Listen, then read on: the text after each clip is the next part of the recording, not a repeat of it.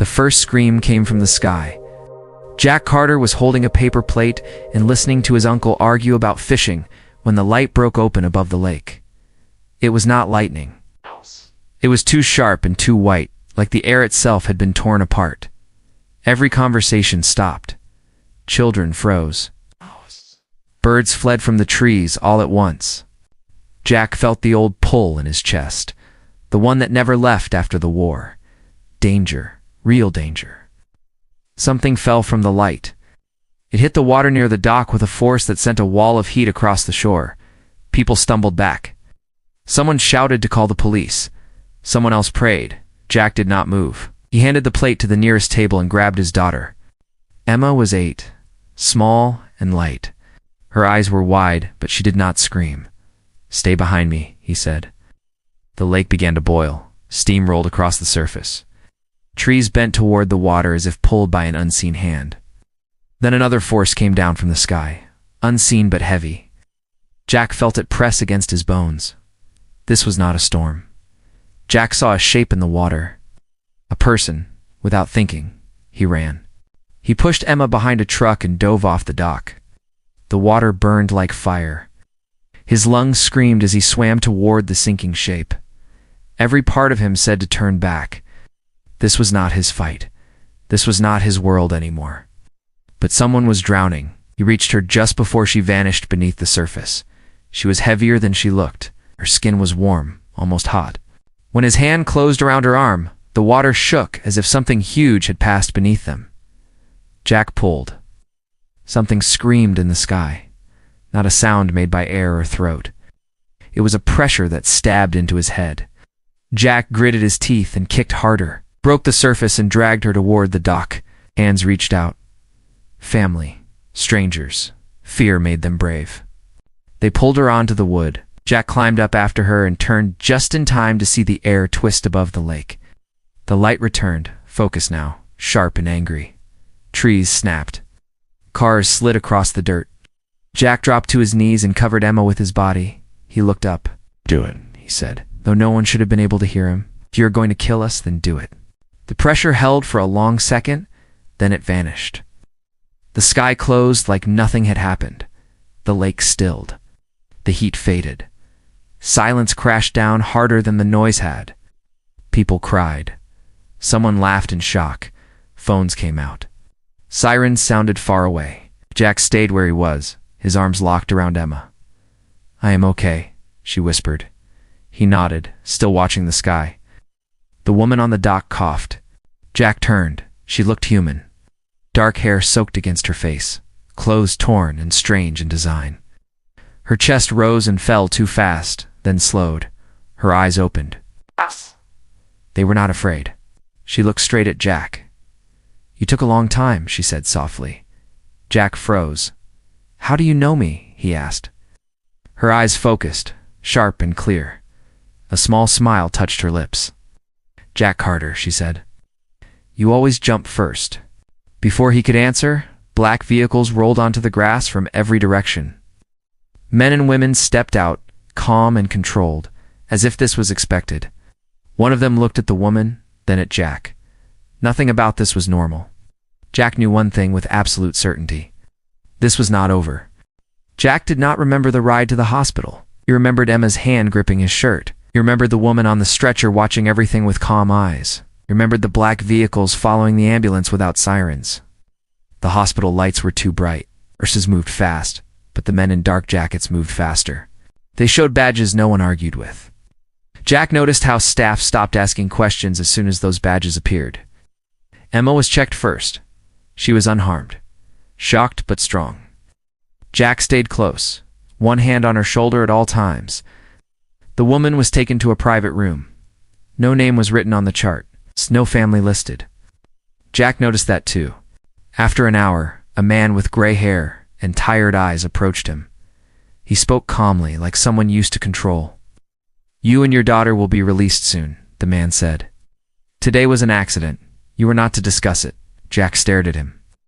"An accident does not tear the sky open," he said.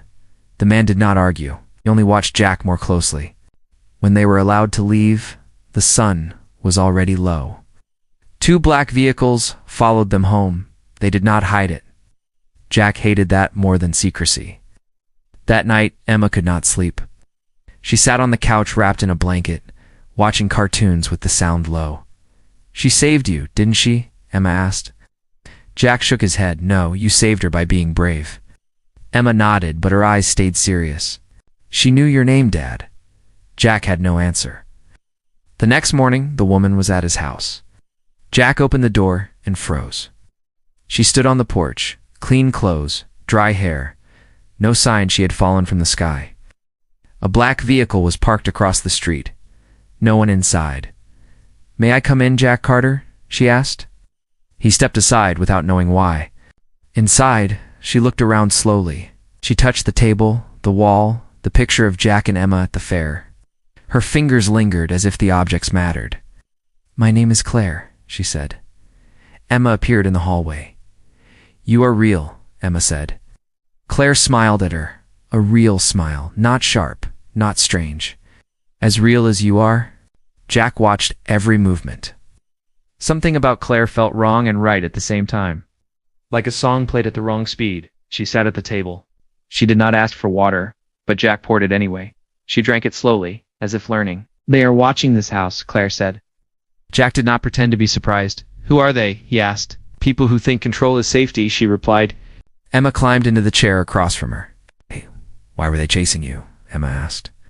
Claire looked at Jack before answering. "Because I made a choice." Jack felt a familiar anger rise. "What choice?" he asked.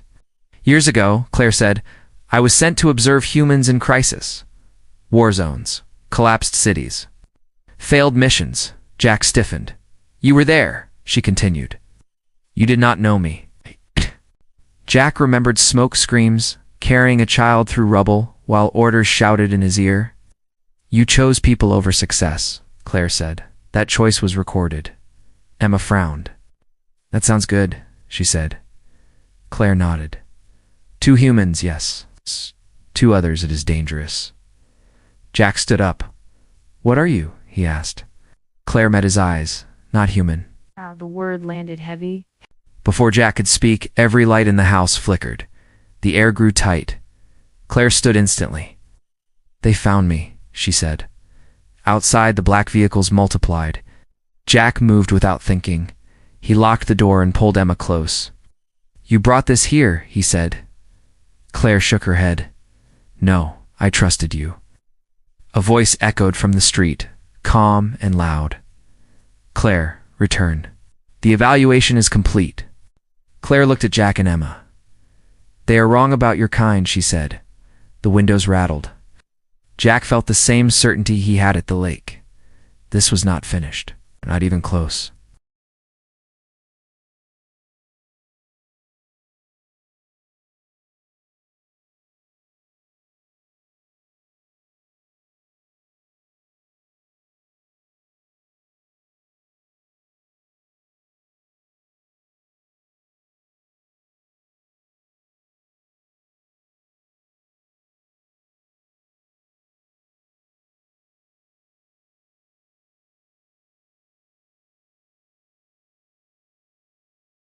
Jack kept Emma behind him.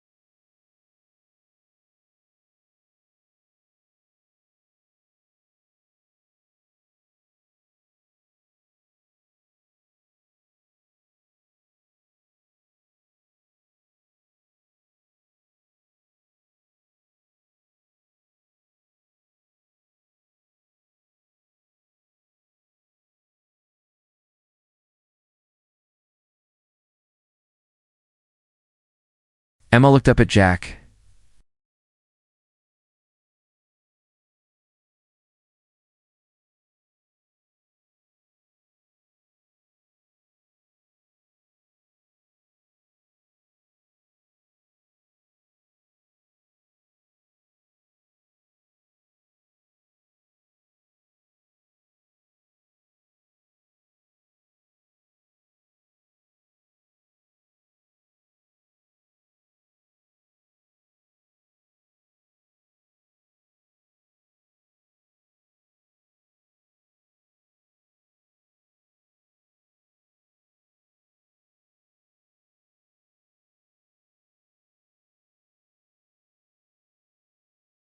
Jack stepped forward.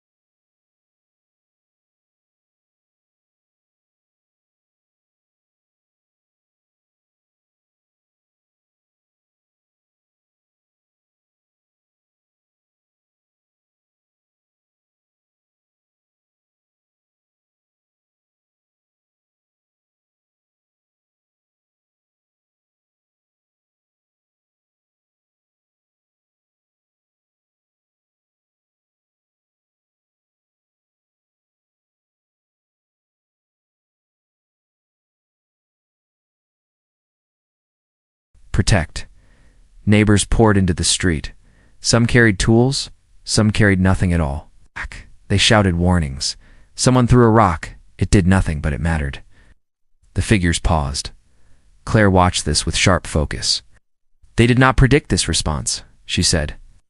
Jack wiped blood from his mouth. People do not like bullies. The air cracked again. One neighbor fell, stunned but alive. Jack saw rage spread faster than fear. Veterans moved without speaking. Woman dragged the injured to cover.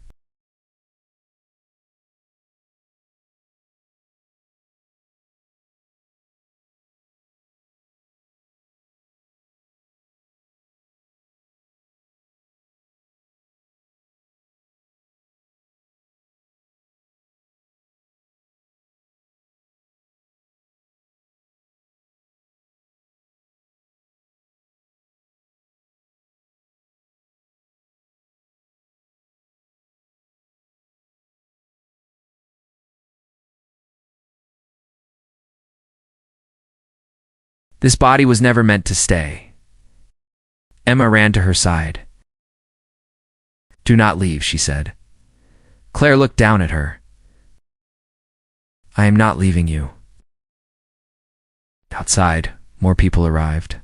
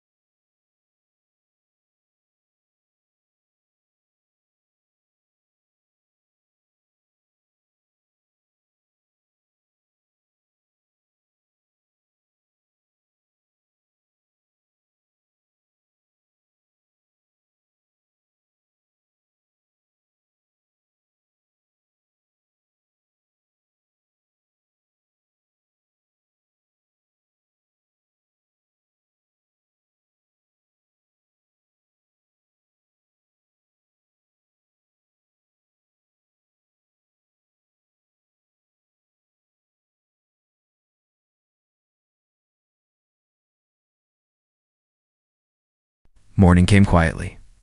Sunlight touched broken glass and scorched grass.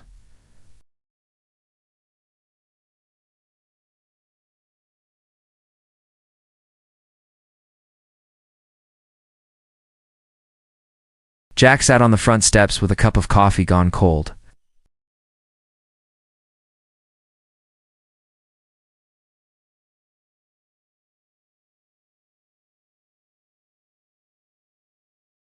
Her breathing was uneven, like someone learning it for the first time. "You look different," Jack said. Claire nodded. "I am limited now."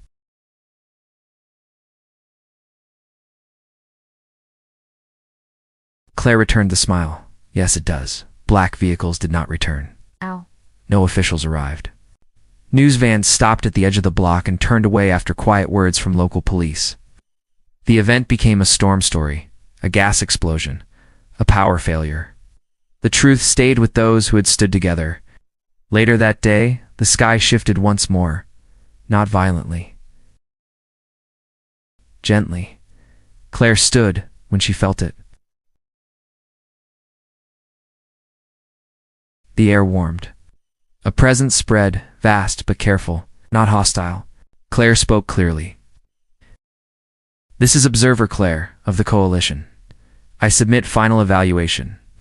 Jack felt pressure, not on his body, but on his thoughts. He stayed still. "Humanity resists containment," Claire said. "Not through force, but through connection. They will endure losses that others will not accept. They will stand for strangers without promise of gain." The presence waited. "They are dangerous to control," Claire continued. "They are essential to the future." Silence followed. Then a response came, layered and distant. Evaluation accepted. Status amended. The pressure lifted. Claire exhaled and sat down hard. "It is done," she said. Emma clapped once. "Told you." Days passed. The street was repaired. Life returned. Claire stayed in the small house, learning routines, cooking, sleeping, waiting in lines. She struggled and laughed at herself. Jack watched her with quiet understanding. "They offered me restoration," she said. "Power, purpose, distance. Jack did not look up. You said no? Yes. Why? He asked. Claire paused. Because watching humanity taught me something. Strength without care destroys itself. Jack nodded. Emma entered with a drawing. 3 figures holding hands under a messy sky.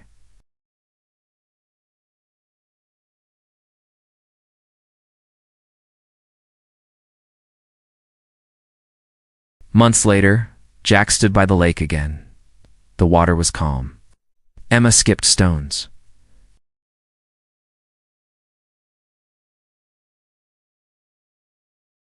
Yes, Claire said, but now with caution.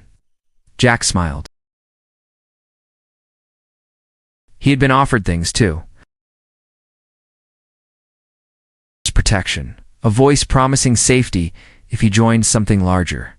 He had refused. He'd already chosen his side. That night, as stars filled the sky, Claire spoke softly.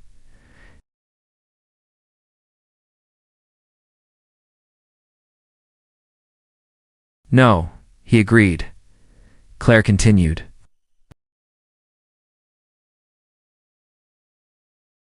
Emma looked up. Claire nodded.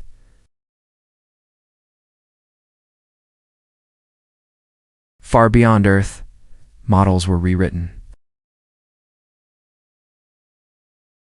And on one quiet street, an ordinary family proved that humanity's greatest power was never conquest. It was the choice to care, even when the universe watched.